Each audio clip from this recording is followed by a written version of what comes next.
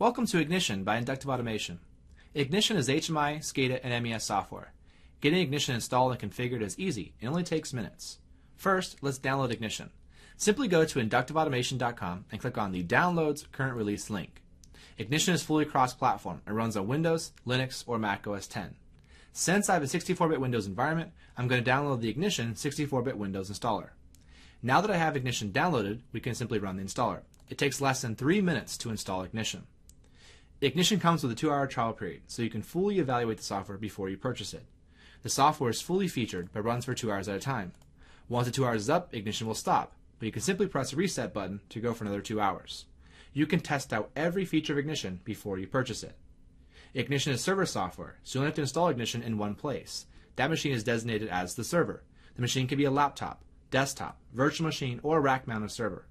Ignition is also licensed by the server. That means you buy a one-time, flat-fee price for the server that gives you unlimited tags, screens, clients, designers, projects, devices, and database connections. Ignition has a built-in web server, so you can access Ignition anywhere in your network through your web browser. Any browser will work: Firefox, Chrome, IE, or Safari. Using your browser, you can launch the client and the designer from the Ignition gateway. The client is web launch, which means we download the client onto the client machine and simply run it. All you have to have on the client machine is Java. We can launch hundreds of clients quickly and easily throughout the company and even at home through a VPN connection. And that's it. Ignition is now installed. Once Ignition is started up, we will automatically open up your browser and point you to the Ignition Gateway webpage. You can open this page anywhere in your network. You simply need to put in the URL, which is the IP address or the host name of the server, followed by :8088. It's a default TCP port for Ignition. Now that I have Ignition installed, we can follow these simple steps here to get a new project created. I can log into the configuration section, connect to one or more devices, connect to a database, launch a designer, create a project, and then simply launch a runtime. Let's first log into the configuration section. I'm going to use admin and password as the default username and password for Ignition. As you can see at the bottom, I'm running a 2-hour trial period here. So at the end, I can simply press reset to go for another 2 hours. First, let's connect up to a PLC. Down the bottom left, under OPC Connections, under Servers, you can see that Ignition is connected up to its own local OPC UA server, which has drivers to popular PLCs. You can also connect Ignition up to third-party OPC servers such as Kepware or Matricon. Using Ignition's OPC UA server, I can go down to the devices here, and I can create a new device by using one of the drivers that are built in to any Allen Bradley Ethernet driver, Modbus TCP, as well as Siemens S7 1200, 300, and 400. There's also a TCP driver to talk to barcode scanners and scales. Let's say I want to connect up to a ControlLogix. So I'm going to select the Allen Bradley ControlLogix, come down here and click Next. I'm going to give it a name. I'm going to call it CLX and put the IP address of the host name here. So in my case, it's 10.21.4.52. The slot number for our CPU is in 0 here. It's the very first slot. I'm going to go ahead and keep that in there, go down the bottom, create the new device. I'm going to see it go from disconnected to connecting, then to connected. As you see, it's now browsing the PLC so that we can easily see all the tags that exist. I can connect to one or more PLCs this way. I'm going to go ahead and create another device and select the Allen Bradley MicroLogix. Come down here, go Next. I'm going to call this one MLX, put the IP address in there, which is 10.21.4.10. Come down the bottom, create the device, and I'm going to see it again go from disconnected to connected here. So I have now 2 PLCs that I can actually work with. Once I have these, of course, I can do real-time status control and real-time alarming. And if I want to do anything historical, I got to have a SQL database. So I'm now going to go over here to the left-hand side under Databases Connections. I'm going to connect to a SQL database. By click on the link here to create a new connection. I can use any database that's out there: Microsoft SQL Server, MySQL, Oracle, Postgres, DB2, etc. I have a MySQL database on my local machine here. I'm going to click that, go Next. I'm going to call it MySQL, MySQL. It's on my local machine, and the database here is called Test. Put my username and password in, which in my case is root, and then the password I entered in the installer. Come down the very bottom and create the new database connection, and it's going to go from unknown here to valid. I can connect to one or more databases this way. Now that I have the devices and the databases, I can launch the designer to configure a simple project. Click on the link up here at top right, and it's going to launch it. I'm going to keep it down here, launch it. And at this point, I can no longer need my browser. I can minimize that. It's going to download everything I need to open up the designer so I can get in there and create a new project. It'll also put a shortcut on the desktop for me so I can get back to it later on very quickly.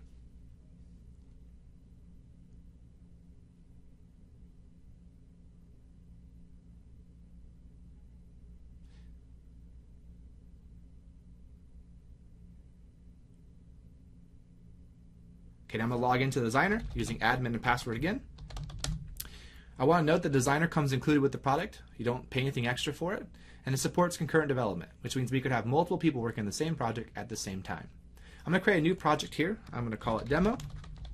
I'm going to specify down here on the project template to use one of our built-in navigation templates, the single tier nav west or north there, to actually have tabs left-hand side or top-hand side that allows me to navigate between different windows. I'm going to do single tier nav west, create the new project, and it's going to open the Designer here. So a single place for me to do all the configuration for this project, from creating tags to creating windows to templates, UDTs, historian, alarming, and more.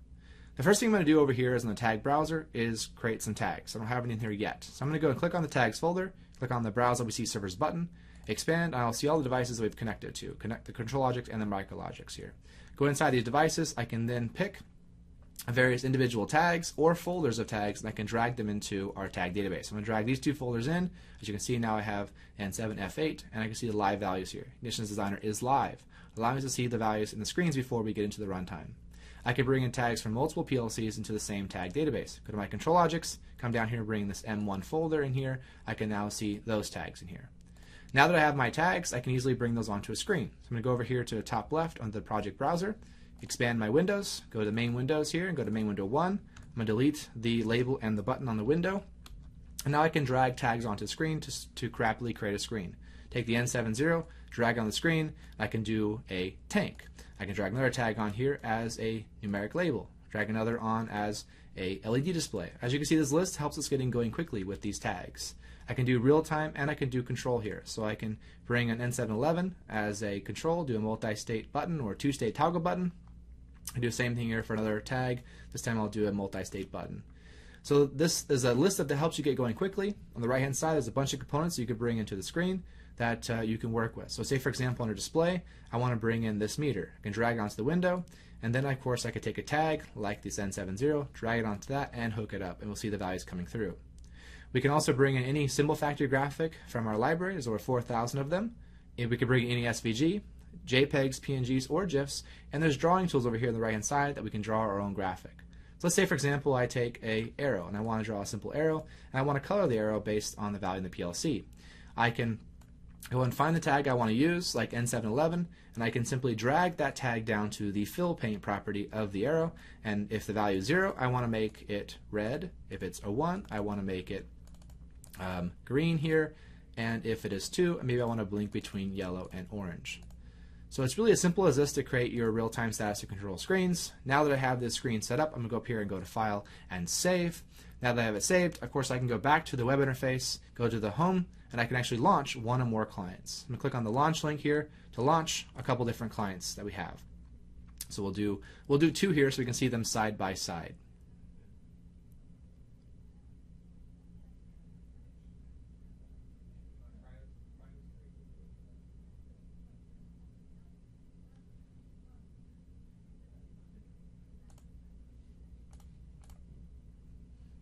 So here's the first one. I'm going to log in with admin and password. Go back and open up the second one here. So I'll have 2 clients that we're going to have access to. So you see the first screen, there's the components that I created. When I get the second one launched here, I will see the exact same screen. I'll put it on top here so you can see both. There's no limitation to how many clients we can actually launch Ignition. As long as it takes me to walk around to a new machine, I can get a client open and ready to go. So here you can see I see the exact same screen. If I go in and, of course, write to one tag here, I'm going to see that write happen on both of my clients. Now, the great thing about being server-centric is that if I go into Designer and I add something new, like, for example, if I duplicate that tank and bring it down here and I save my project, all of my clients will get a notification that there's an update available. I click on the update, I can see that new tank here on the screen. So on both of my clients, I will see it there. So I've done real-time status control. Now let's look at how we can do some history. So I'm going to go down to some tags, and I'm going to select a few tags here, right-click, and edit those tags. Go into the history area, say yes, let's store history for these tags, go to the database that we've connected to, specify the scan class, how often we want to log it. I'm going to do the default 1-second rate. I can specify deadbands and the mode for tuning the historian for what kind of data we want to log to the database. Once I have these set up, I can press OK. I can see the scroll icon lets me know it's storing history for these tags. I can then go to a screen and view the history. So I go to main window 2 here, open that up from the project browser, go over to my components, go down to the charts, bring on the Easy Chart component. Allows me to see a graph of the data. Of course, I can make that the full size of the window. All I got to do is simply take these tags, drag it on. As soon as I do that, I will see the trend of the values right away. So I haven't logged data very much, but I can certainly see what's coming in.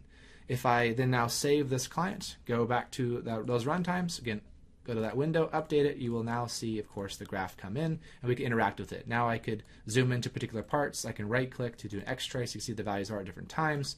I can save the data in the graph to Excel spreadsheet, print it out, maximize the viewing area. I can turn on off pens if I want to show more or less. I can see this trend.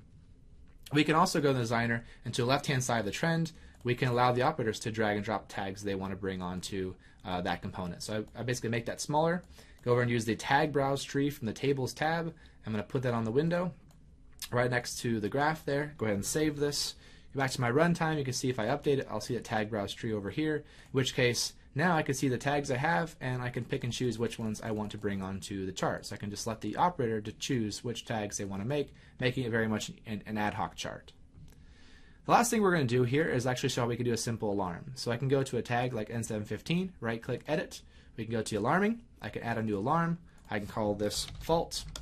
Set up the priority from diagnostic here to critical and how important it is. Give it a display path, which is what the operator will see on the screen, like machine A. I can put the notes, like run for the hills. And of course the mode for when it's going to be active. And I'll say when it equals 1, it's when the alarm is going to be active. We can specify deadbands and delays and pipelines for how we're going to notify people when this alarm happens. Go ahead and press OK. You see the little icons to the right hand side. Let me know that it's set up for the alarm. Go to another window here. We have a pre-built component in Ignition called the alarm status table to see the current state of all the alarms in the system. Right now I don't have anything that's active. That value right now is equal to 0. So as soon as I set that value to a 1 here in the designer, where I can actually write to it, so I'll just write once. I will see that thing go active. I should see it come in the list here. And then from this, I can, if I save this, go back into my runtime, update it. I now on the main window 3 can see this alarm. I can view the notes of it, see the details in the notes. I can also, of course, acknowledge it. And furthermore, I could log to the history, journal all of the alarms. I can then notify people via email, SMS, and voice. So here we're just scratching the surface of what Ignition can do. And there's just so many modules, so many features that are possible that you can configure on that same Ignition server. So I hope you enjoyed the demo here today. And if you have any questions, please don't hesitate to call us at Untitled Automation at 1-800-266-7798. Thank you very much.